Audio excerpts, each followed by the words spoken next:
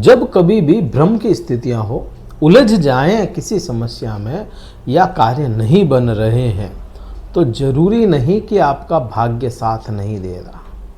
जरूरी नहीं है, हो सकता है आपकी कहीं ना कहीं मेहनत में कमी है। भ्रमित अगर हो रहे हैं आप, तो कोई ऐसा ग्रह है जो आपको भ्रम में डाल रहा है। उसके मुताबिक अगर कार्य किए जाएं तो स्थितियां ठीक हो भी सकती हैं। नमस्कार मित्रों, मैं भानु प्रकाश शर्मा, एस्ट्रो भानु शर्मा चैनल में आपका हार्दिक अभिनंदन करता हूं। तुला राशि के लिए बात करने वाले हैं। तुला राशि पे क्या प्रभाव होंगे जब बृहस्पति ग्रह बलवान अवस्था में है अभी, और राहु ग्रह भी बलवान होते चले जा रहे हैं इसी जुलाई महीने में। शनिदेव वक्री हो चुके, वक्र अवस्था पे मैंने एक वीडियो पहले ही दे दिया है, वह आप देखेंगे तो बहुत क्लियर सा उसमें आपको समझ में आएगा कि शनिदेव के मुताबिक कैसे ढल करके काम किए जाएं। ये वीडियो कहीं पे भी आपको अच्छा लगता है तो लाइक कर लीजिएगा, इस वीडियो को शेयर कर लीजिएगा और सब्सक्राइब जरूर कीजिएगा चैनल को। और अगर कुंडली विश्लेषण करवाना चाहते हैं तो डिस्क्रिप्शन में कार्यालय के नंबर दिए गए हैं, वहाँ पे आप व्हाट्सएप मैसेज करके संपर्क करके आप अपना स्लॉट बुक करवा के मुझसे बात कर सकते हैं। अब शुरुआत करते हैं। देखिए, कोई भी ग्रह हो, मैं हमेशा कहता हूँ कोई भी ग्रह है वह अपने बेसिक नेचर, अपने बिहेवियर के मुताबिक रिजल्ट देता है। जैसे बृहस्पति ग्रह है तो उसको विस्तारवादी ग्रह माना गया है। बृहस्पति विस्तार करता है और जहाँ बैठता है वहाँ के प्रभावों को दबा भी देता है, बुरे प्रभावों को, अच्छे की बात नहीं है। अब बृहस्पति जैसा ग्रह अगर आपके 9वें भाव, क्योंकि 9वां भाव काल पुरुष की कुंडली में बृहस्पति को ही मिला, बृहस्पति को ही मिला, तो वह एक तरह से खुद के ही भाव में, खुद की राशि नहीं, खुद के भाव में विराजमान है, तो वहाँ पे उसे विस्तार करना ही पड़ेगा। ये चीज़ें तो अपने को समझ में आती है, लेकिन इसका बिहेवियर आपके या तुला राशि के प्रति कैसा है वो भी देखना पड़ेगा। अब जहां इसका बिहेवियर तुला राशि के लिए, क्योंकि छठे भाव के 6th हाउस के लॉर्ड हैं बृहस्पति, अब छठे का स्वामी जब यहां पे जाएगा आप पे मेहनत अधिक करवाएगा। मेहनत क्यों करवाएगा? क्योंकि यह अपनी ही राशि के सामने बैठा है। मेहनत अधिक होगी किसी भी कार्य में। जहां कोई थोड़ी मेहनत में ही काम हो रहा है किसी का, तो आपको उससे थोड़ी ज़्यादा मेहनत लगाएगा, तब जाकर के यह भाग्य में विस्तार करता हुआ नजर आएगा। ये चीज़ें अपने को समझ में आती है। बात केवल यहीं तक भी नहीं है, बात यहाँ से थोड़ी सी और डीप जब हो जाती है जब अपन इनके नक्षत्रों को समझते हैं। केवल राशि का समझ में नहीं है, केवल राशि पे बात नहीं है आज के इस वीडियो में। बात यहाँ पे ये है कि यह किस नक्षत्र में है। यह बृहस्पति आर्द्रा नक्षत्र में विराजमान है।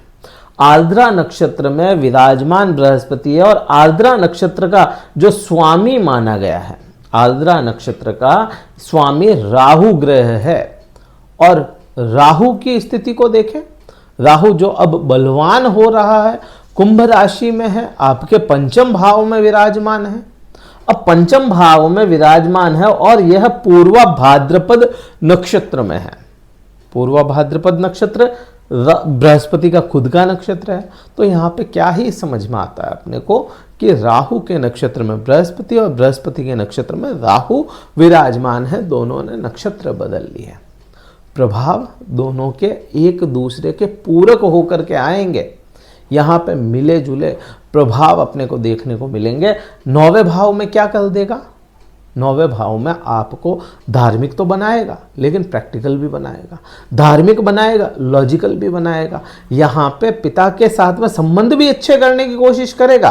पिता तुल्य कोई होंगे, उनके साथ में संबंध भी अच्छे करने की कोशिश करेगा और कर भी देगा, लेकिन कहीं ना कहीं अपना बेनिफिट भी सोचता हुआ नजर आएगा। ये चीज़ें अपने को समझ में आती है। फिर यहाँ से ही आप देखें, राहु की मैं बात कर लूँ अब, क्योंकि ये बृहस्पति की तो मैंने कहा आपको कि यहाँ पे धर्म से जोड़ रहा है, भाग्य में विस्तार करता है, लेकिन मेहनत मांग रहा है।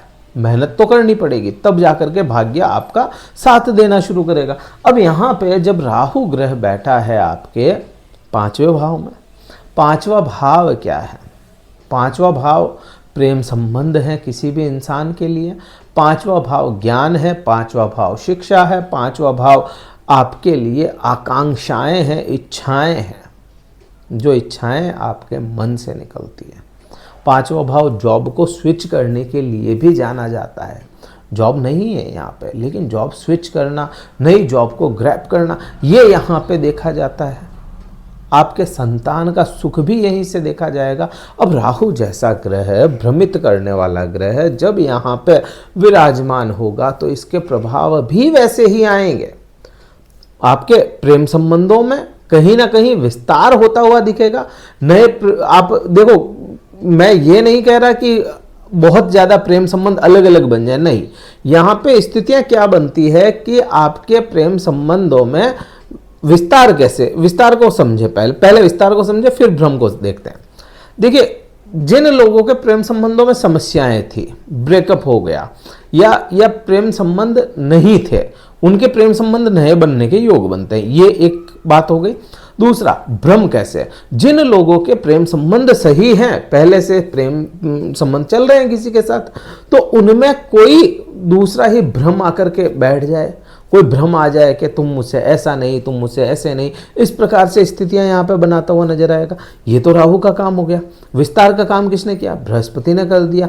नए संबंध जोड़ना किसने किया? बृहस्पति ने कर दिया। तो ये प्रभाव समझ में आता है। अब यहाँ पे संतान की मैं बात करूं, संतान सुख देने के लिए कारक ग्रह जितना शुक्र है उतना ही बृहस्पति भी है, जितना आप सूर्य को कहेंगे उतना ही शनि भी दे देता है, संतान को संतान प्राप्ति के योग बनाता है, और केतु भी संतान प्राप्ति के योग देता है। केतु जो डिटैचमेंट का कारक है ना, वो भी संतान प्राप्ति के योग देता है, और राहु भी देता है। अब यहाँ पे संतान प्राप्ति के योग बनते हैं इस समय में, क्योंकि बृहस्पति का भी एस्पेक्ट यहाँ पे है, राहु भी यहाँ पे बैठा है। तो जो जिन लोगों के संतान नहीं हो रही, कंसीव नहीं हो पा रही, उनके भी योग अच्छे बन रहे हैं, और संतान का सुख तो मिलता है, लेकिन यहाँ पे संतान पे नज़र रखनी पड़ेगी। जिनके जैसे संतान है किसी के और सब चीज़ें सही चल रही है, फिर भी वहाँ पे संतान पे आपको नज़र रखनी पड़ेगी, कहीं वह आउट ऑफ द लाइन ना चला जाए।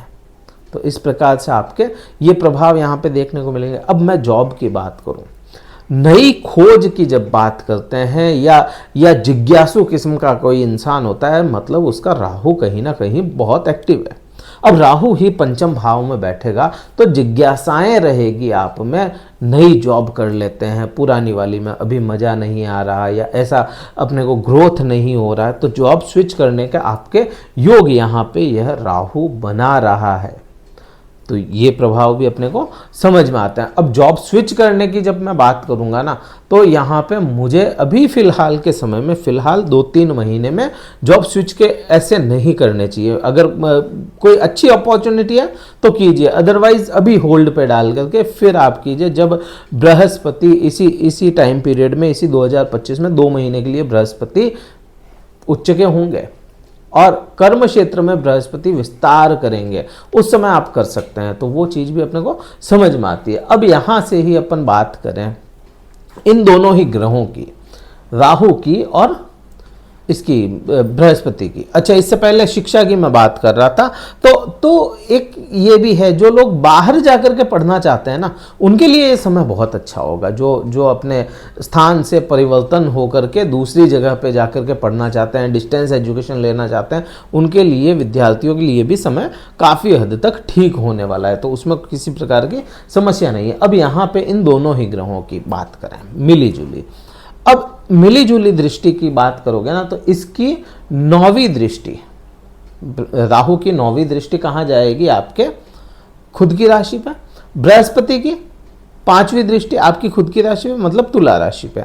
अब इनका जो एस्पेक्ट दोनों का यहाँ पे आ रहा है, एक ग्रह ज्ञान का कारक है क्योंकि इसका बेसिक नेचर है, दूसरा ग्रह विस्तार का या कहें कि भाई बैरियर तोड़ करके भी अपने कार्य करने वाला है, मतलबी है, भ्रमित है। तो यहाँ पे आपको है ना कई मौके ऐसे मिलेंगे जहाँ पे आप है ना थोड़े से भ्रमित हो जाएं, डिसीजन लेने में आपको प्रॉब्लम्स आने वाली है। तो डिसीजन लेने से पहले एक मेंटोर आपका आपके साथ होना चाहिए, कोई ऐसा इंसान आपके साथ होना चाहिए जो आपके डिसीजन में आपकी हेल्प कर पाए, क्योंकि भ्रम होंगे और भ्रमित आप होते चले जाएंगे। अब यहाँ पे क्योंकि ज्ञान का कारक ग्रह है, यहाँ पे इसकी स्थितियाँ जा रही है, दृष्टियाँ जा रही है, तो ज्ञान आप में बेशक रहेगा, व्यंग ना हो, किसी के प्रति व्यंगात्मक नहीं होना है, अदरवाइज वो ज्ञान आपको ही प्रॉब्लम में डाल सकता है। ये इस प्रकार के आपको प्रभाव देखने को मिलेंगे। और राहु के जो प्रभाव हैं तुला राशि पे वैसे ही अच्छे देखने को मिलते हैं। थोड़े मतलबी हो सकते हैं आप, या इस समय में थोड़े से आप है ना खुद के बारे में पहले सोचने वाले हो सकते हैं, तो उसमें मैं नहीं समझता कि किसी भी प्रकार का कोई बुरा इफेक्ट है। ये आज के समय में अगर कोई इंसान पहले खुद का सोच रहा है तो कोई गलत नहीं है उसमें। ये इस प्रकार से प्रभाव आपको देखने को मिलेंगे। बड़ी बात क्या है कि राहु और गुरु दोनों ने नक्षत्र बदले हुए हैं। क्या करना चाहिए इस समय में? बृहस्पति के दान कर सकते हैं, राहु के बीज मंत्र रात्रि समय किए जा सकते हैं, ये आप करते रहें।